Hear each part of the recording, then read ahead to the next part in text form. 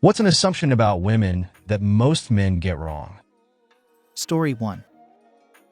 That we're hairless. Most, if not all, of us have hair everywhere. Yes, hairy women exist. We're not dirty or single or insane. We're literally humans. I don't understand how men pick on women for having peach fuzz, hair on their backs, hair on their buttocks, etc. Some men think women come as they're shown in pee. Yeah, I had an ex fully trying to convince me that he had zero control over his skid marks on his underwear. Because men grow hair back there, and that makes being clean difficult. I told him I was able to keep clean when I had hair there. He told me I was making that up, because women didn't grow hair back there unless they had a hormone problem. Boy, was he shocked when I told him most every woman had some degree of hair back there. A lot of women just remove it. Also, if some of these men complain about body hair on women for hygiene reasons, they shouldn't so willingly admit that they can't clean their base stoles. If that was the issue, all clean men would shave their whole bodies. Story 2. They underestimate how many women experience pain during penetrative doing. The majority of women have reported at least occasional pain during doing it. And a not insignificant percentage, studies vary on exact number, regularly experience discomfort. Yeah, I had vaginismus for no goddamn reason. And I was insanely lucky to be able to see a psychosexual therapist about it. Penetration can still be painful initially, but thankfully it goes away after a moment or two. And I'm glad to say I can now enjoy doing. Vaginismus sounds icky, but it's just the name for when your vaginal muscles tense up before or during penetration. Like because your brain anticipates pain, your vagina tenses up, and as a result, there's obviously pain. Fun times. Oh yes, I'm so jealous that the male doing experience is pain-free. Feeling pain during doing it is a freakishly rare occurrence for them. Whereas there are articles upon articles talking about how to determine which one of 10 different reasons doing it might hurt for a woman. I'm also tired of doing it making me ill. Why do I have to worry about UTIs? Edit. I cannot get over the number of men replying to me with the narrow examples that cause men pain like checks notes. Releasing too many times in a row. Wow, so thoughtful. I am someone that is extremely susceptible to getting UTIs. It really made me dread being intimate with my partner because of the fear of getting one. I used to get them 1 to 2 times a year, but they started happening every 3 months, and it was awful. I was doing everything I was supposed to be doing to prevent them, but still had issues. I finally went to a urologist, and she told me about D-Minos. It's a simple sugar pill that can help prevent UTIs by stopping bacteria from sticking to bladder walls. I started taking them and have been blown away by it. I haven't had a UTI since it's been a year now. And all the discomfort and irritation I used to have with my bladder has disappeared. I've been so grateful for these little magic pills. Highly recommend.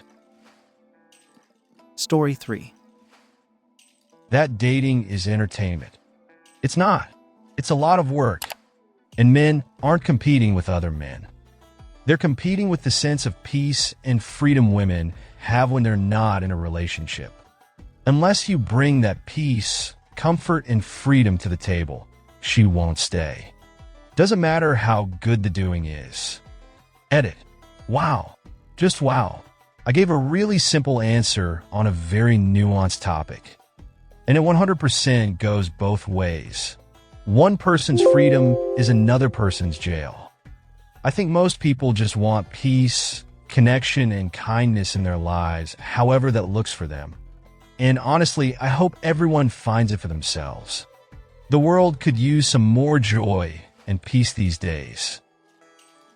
Along with this, men think being an old, lonely, childless cat lady is the worst possible thing that could happen to a woman, and love to use it as an insult. The thing is, most women are not actually insulted by this because it's not an insult to us. The peace and free actually sounds pretty awesome. In reality, that phrase really only makes the accuser look bad. The accusation is that women should lower their standards or else. But here's the deal. We looked at everything you bring to the table. Your personality, your values, and how you treat us, and we compare that to being alone forever with a cat. And we are mindfully choosing to shift shit nuggets out of a sandbox for the rest of our lives than to be with you. All you had to be was more appealing and less trouble than cat shit. And you couldn't. You lost to cat turds. We don't need to lower our standards. You need to be less chaotic than turd nuggets. As a man myself, maybe the biggest mistake I see other men, especially young men, make is assuming that life or reality or society owes you a woman. No, it does not. Women are people. They aren't a thing. It's called attraction for a reason. You need to attract someone to you. It's not called pairing. It's not called combining. It's not called obligation. All for a reason. It's in the word, guys. That word is attraction. If you'd like a woman in your life, you need to attract one.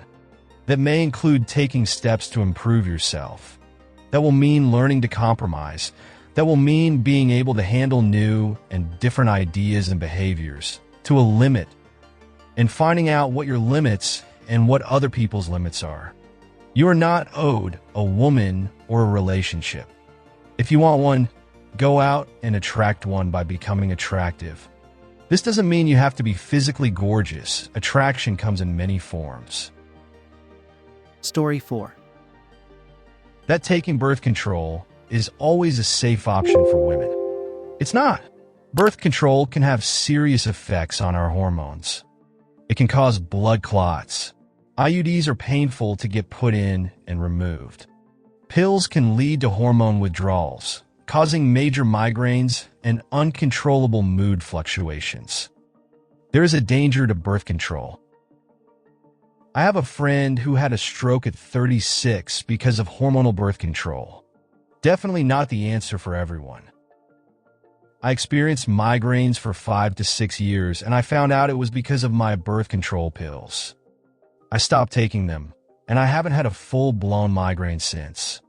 Apparently, migraine with aura indicates an increased risk of stroke on birth control.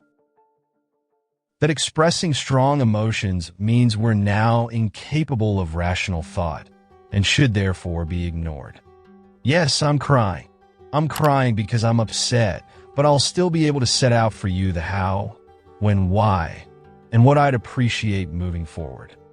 With some men, it's like they see tears and there's a loud, authoritative voice that booms in their heads. She's emotional.